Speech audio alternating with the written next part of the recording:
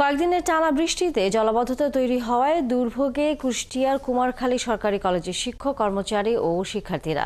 চাকরি বাঁচাতে হাঁটু সমান পানি পেরিয়ে শিক্ষক কর্মচারীরা এলেও শিক্ষার্থীরা থাকছেন অনুপস্থিত। তাদের দাবি, পানি সরানোর খাল দখল করে ভরাট করায় এই দুর্ভোগ তৈরি হয়েছে। শাহিন আলীর তথ্যছবিতে বিস্তারিত। কয়েকদিনের টানা বৃষ্টিতে এমনই জলাবদ্ধতা তৈরি হয়েছে কুষ্টিয়ার কুমারখালী সরকারি কলেজে। প্রবেশপথ, খেলার মাঠ, নামাজ ঘর ছাড়াও কয়েকটি শ্রেণীকক্ষে হাঁটু সমান পানি জমে আছে। চাকরি বাঁচাতে এই পানি পার হয়ে নিয়মিত কলেজে আসছেন শিক্ষক ও কর্মচারীরা, কিন্তু অনুপস্থিত প্রায় ৫,০০০ শিক্ষার্থী। এতে ব্যাহত হচ্ছে কলেজের কার্যক্রম।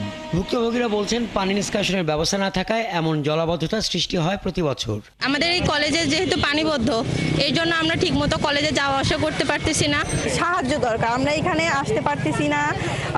আবার পরীক্ষার বিষয়ে আমাদের টিউটর পরীক্ষার সামনে, সেটাও দিতে পারতেছি না। আমাদের অনেক সমস্যা হচ্ছে।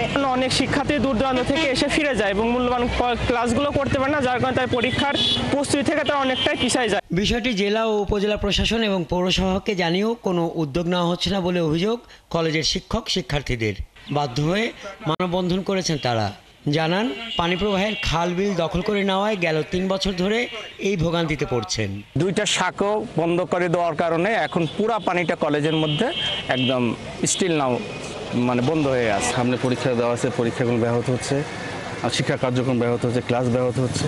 আমরা চাই যে সুষ্ঠুভাবে ক্লাসগুলো যেন হয়। ছাত্রছাত্রীদের এই প্রাণের এই দাবি, এই কলেজের শিক্ষক কর্মচারীদের এই দাবিকে আপনারা ঊর্ধ্বতন কর্তৃপক্ষ আমাদের এই দাবিকে দেখবেন, আমাদের এই জলাবদ্ধতাকে রক্ষা করে স্থায়ী সমস্যার সমাধান করতে হবে।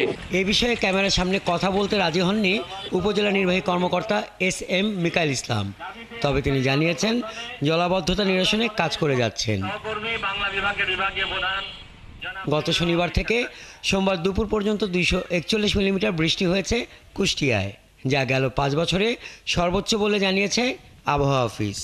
নিম্নচাপের কারণে গত শনিবার 12টা থেকে সোমবার 12টা পর্যন্ত 241 মিলিমিটার বৃষ্টিপাত রেকর্ড করা হয়েছে, যা এই বছরের সর্বোচ্চ। হাসান আহমেদ, 71।